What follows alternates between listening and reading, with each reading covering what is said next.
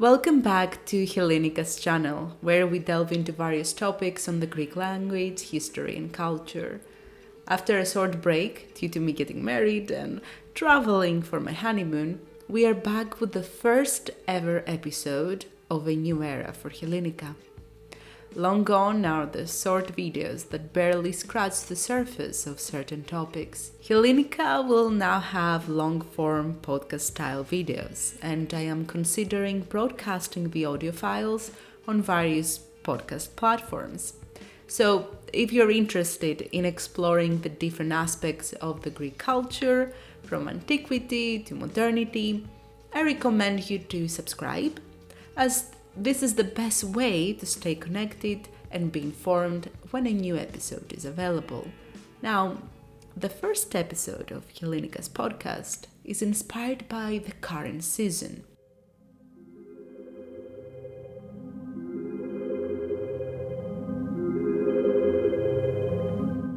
As we head indoors during the cold, humid months, it is time to sit next to the fire with the hot drink in our hands and listen to spooky tales. Many of you may be celebrating Halloween, making the chosen topic even more fitting. But be aware that some of the stories may be too scary for some of you. You may be wondering how one of the sunniest countries in the world would inspire such stories. And I fully understand that. However, Greece is more than a summer holiday destination. And in fact, some of the most visited locations are much more mysterious than most people think. Well, many of you remember from previous videos that a great example of that is the island of Santorini in the Cyclades. Most of you may have seen photos of the popular island. White and blue, roofless houses overlooking the deep blue Aegean Sea. Santorini, or Thera, as its original Greek name is a volcanic island that was once at the forefront of the Cycladic civilization. In 1600 BC, the Thera volcano erupted violently, causing part of the island to sink while sending gigantic tsunamis across the Aegean Sea. As a result, part of the island of Crete was destroyed, causing the Minoan civilization to slowly deteriorate and eventually collapse. Today, when you approach Santorini by boat, you basically see a steep black rock emerging from the waters. I still remember the ominous feeling I had when the ferry moved towards its port, with the garage doors half open in the early 2000s. I was a child and I had a very specific perception about the island. I didn't expect this eerie feeling when reaching to the destination. A lot of people reportedly have the same unexpected sense when reaching the island, but they are unaware of what there is to come. But perhaps I shouldn't have been so surprised. I grew up in one of the working-class neighborhoods of the port of Piraeus, which back then were established by islanders of the Aegean Sea. My mother, with roots from Naxos Island, would tell me about how the children from Santorini always had some terrifying stories to tell. Stories about ghosts, demons, and the undead. In fact, little did I know that both locals and foreigners used to be terrified of the volcanic island for centuries, for this exact reason. So, if you remember, in a previous video, we touched upon some of the tales of Santorini. Perhaps you may remember that a young Jesuit missionary, Francois Richard, went on a mission in 1657 to spread the Catholic doctrine in the eastern part of the Mediterranean. Greeks were, and still are, predominantly Christian Orthodox. Now, Aside from that, Catholic priests and theologians would accuse the Orthodox for having pagan tendencies. And according to this missionary, the islanders of Santorini were too interested in the occult. Perhaps he was actually right. The locals would paint their roofs and windows blue to scare the evil spirits away. Multiple churches surrounded their villages, and the reported cases of vampirism, of the dead becoming undead, were numerous. It was common to bury the dead in nearby abandoned islands, as the undead could not cross a body of water. Today, scientists may suggest that the dry, volcanic soil would slow down the decay of corpses, causing people to believe that the dead would refuse to die. Or, according to some, something evil resides in Santorini, manifesting in the foul odors and eerie clouds of sulfur that exit the deep caverns of the caldera that the Jesuit missionary believed were the gates of hell. Many believe that the sulfur signifies the presence of evil, and that evil was what tortured certain people, even after they were pronounced diseased.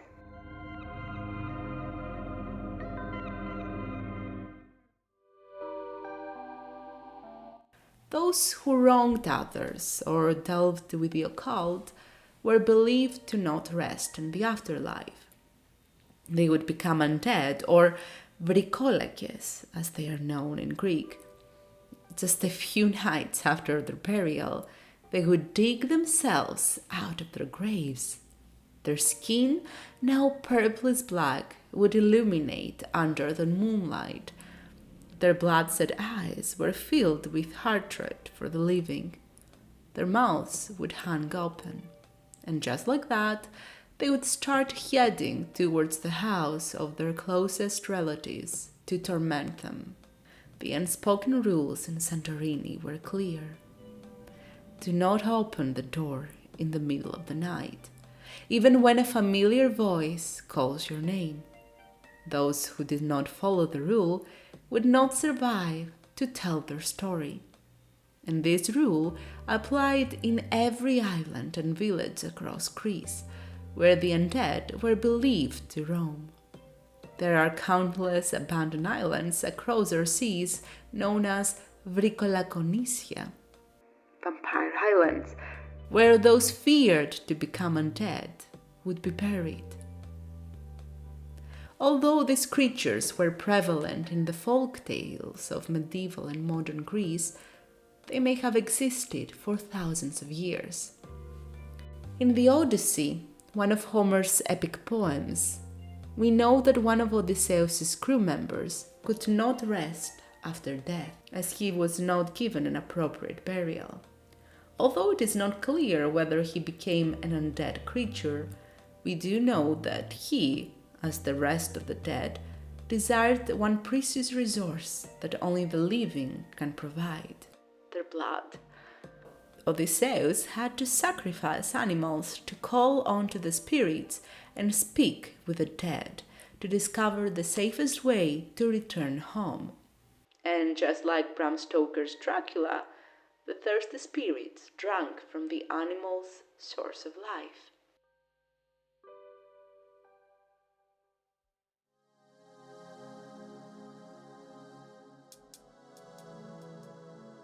Apart from the undead, ancient Greeks also feared other creatures that sought their vital resources. Empusa Lamia were two vampiric monsters that would take the forms of beautiful women to prey on young men who wandered alone at night. With their charming beauty, they would lure them into dark alleys and fields, where the men would see the true forms of these monsters. But a similar legend is the one of Mormolikia or Mormo, a female ghost who targeted babies and young children instead. Actually, during the Byzantine times, Mormo and Lamia were considered to be the same supernatural being. According to a legend, Lamia was a Libyan queen who, unsurprisingly, became Zeus's lover, and Hera, Zeus's sister and wife, started to harass the woman by abducting and killing her children as soon as they were born. Lamia became so enraged that started targeting other people's babies. Ancient Greek women would often mention Lamia when their children were misbehaving to make sure that they don't sneak out of their beds at night. Now you may be wondering whether these tales have survived. I have heard that in certain locations across Greece, Mormo is still referenced to scare young people, along with some other local beings. Now, if you are not yet convinced that ancient Greeks were intrigued by the spooky side of life, remember that they had a goddess dedicated to ghosts, magic, the night, and witchcraft, goddess Hiati. Hiati was often depicted as a triad of women, as she was associated with two other deities, Artemis and Selene, all connected somehow to the moon. She always held a torch as she would guide you through the dark passages to the underworld. And she was usually surrounded by dogs, the original so-called hellhounds that are prevalent in the folklore of other countries as well. If you ever visit the ancient Athenian graveyard in Keramikos, which I totally recommend, you will see for yourself how common was the practice of magic even in the civilized, democratic, and advanced society of classical Athens. The archaeological site exhibits cursed tablets that were found in some of the ancient graves. Ancient Athenians believed that if they buried their curses or wishes in a new grave, the soul of the dead would be forced to carry these items in their final journey. Once they reached Hades, the kingdom of the dead, Hecate would receive them and make them come true. So, some of the curses are quite intriguing, with one asking the gods of the underworld to tongue-tie their opposition during a court hearing. And you can find these tablets in the Museum of Keramikos.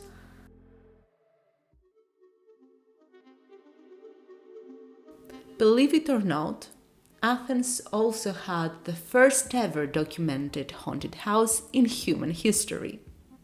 If you are not new to this channel, you may be familiar with the story of Athenodorus, the Stoic philosopher. He lived in Greece during the Roman era and later became the teacher of Octavian, the founder of the Roman Empire. As a Stoic, Athenodorus was not very fond of superstitions. He was a logical, level-headed individual. But one incident changed his mind. Just like other thinkers in the 1st century AD, philosopher Athenodorus spent time studying in the city of Athens. As a student, his budget for accommodation was quite limited, and he was excited to learn that an entire house was offered at an extremely low rent price, just on the outskirts of Athens. Isn't that the start of almost every scary movie? Well, Athenodorus only saw a monetary deal in this case, and he ignored the locals who warned him that fear, illnesses, and even death plagued the previous residents of that house. So, in other words, the philosopher didn't pay attention to any of the common red flags for renting a new house, and he moved there anyways. The place was a steal. He had his own inner courtyard and a marble staircase. He also had his own study room where he would spend his nights reading philosophy by candlelight. It was a quiet night like this, just a few days after Athenodorus had moved in. The house felt colder than the previous nights. As he was concentrated on his studies, he suddenly heard heavy footsteps and chains rattling. But he stayed focused on his books, refusing to look at the source of the noise. The footsteps kept coming closer and closer, and he could hear a man's heavy breathing. And that is when he lifted his eyes off his books and turned towards the door of his study room. "Hello?" There stood the ghostly figure of a man in chains. "Please leave," he mumbled, while his heart started beating faster and faster. That is when the ghost started rattling his chains, as if he needed the philosopher's attention. Athenodorus finally understood what was going on and stood up. He was willing to follow the phantom wherever he wanted him to go. The chained ghost started walking from room to room and finally exited through the back door. And as soon as the phantom stepped into the courtyard, it vanished. The philosopher grew suspicious. Was someone murdered and buried there? The next morning, Athenodorus visited the city officials and asked them to excavate his courtyard. He was right. A skeleton tied with heavy chains was discovered there. The bones were removed and buried according to the ancient traditions in a cemetery. No ghosts ever visited Athenodorus again, and he was able to enjoy his enormous house all by himself. If the story sounds familiar, that is because it has inspired countless haunting tales, such as Charles Dickens's A Christmas Carol, where Scrooge is visited by 3 spirits in his home. It also reminds me of another story that I have read in a local newspaper, which I will tell you about at the end of this episode.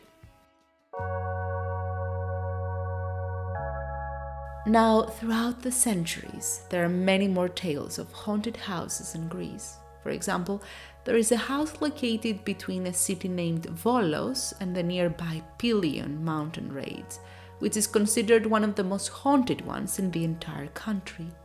It is known as the Kos Mansion, or simply the House of Lechonia, as the residential area is named Lechonia.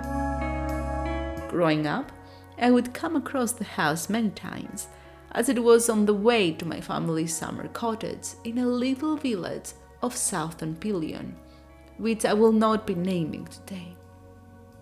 I would see it through the car's windows, and I remember noticing many cats, usually black, standing across its fence. Well, Greece is known worldwide for its outdoor cat population, so perhaps this aspect is not worth mentioning. What I should mention, however, is the stories my father and other locals would narrate about this house. I cannot guarantee that the history of the house is precise, but this is what I have been told in my childhood. Once upon a time, there was a Greek diplomat with the surname Kontos, who served as the Greek ambassador in Vienna in the mid-19th century. Once his diplomatic career ended, he moved with his family back to Greece. He asked an Italian architect to construct a beautiful neoclassical mansion, following the Central European architectural movements of that time. His mansion was complete with an attic and a beautiful garden that included palm trees. But it didn't take long for his misfortunes to start, as he lost 3 of his 4 children tragically in a short period of time. For those who wondered what happened to them, he made sure to leave a clue on their family tomb, which was marked by a beautiful marble sculpture of a dining table. Crawling on top of one of its legs, there is a tiny lizard, known in the area as Samyamivi. There is an old wives' tale in Greece that these tiny lizards, which are found all over Pelion, can be poisonous when digested. A claim that, to be honest, I haven't been able to confirm throughout my life. Maybe they slip into your glass of water while you sleep, only for you to wake up thirsty on a hot summer night and drink a sip of poisonous water. According to a rumor of that time, the Kondos children were poisoned by a Samyamivi that had fell into a milk jar while they took their breakfast in their beautiful home. The reality, however, seems to have been different, and the children were in reality plagued by a common disease of that time: tuberculosis. Just like with many other contagious diseases, suffering from tuberculosis was considered taboo at that time, especially for rich and prestigious people. Being poisoned was considered a cleaner and more mysterious way of living this world. Hence, Kontos made sure this story made it to the social circles of his time.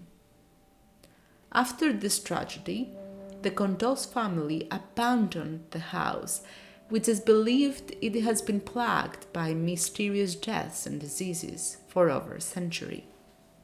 During the Second World War, it was occupied by the German military forces. Many were tortured and executed in its premises, making the mansion more ominous than before. Now, I would also like to share another story that is almost impossible to find online, and which reportedly takes place in this tiny village I would spend my childhood summers at. I found out about the story by accident, because I was researching a topic for one of my previous videos. So the story was actually reported in the newspaper Macedonia with the date December 14th, 1973. According to that news report, a local woman had 3 saints, including the Virgin Mary, appear in her dreams on 3 consecutive days. They all warned her that something evil resided in her house and she needed to get rid of it, before she would get hurt, of course. Thankfully, on the 3rd night, she was shown where this evil resided: under the tiles of one of the rooms on the ground floor. Following the warnings, the woman asked the help of her family, friends, and neighbors, and dug up this part of the house, only to find the skeletal remains of someone buried in the foundations of her house. Following the instructions she was given by the saints, she disposed the bones by throwing them into the sea, and although there was no follow-up in the press, we can assume that she lived a happy, peaceful life afterwards. And on that positive note, we can conclude that Greece is filled with dark and mysterious stories. And although the sun shines brighter on its skies, the sun eventually sets and the night takes over, bringing Hiati and her eerie followers along. Now, before you go, make sure to subscribe and stay connected.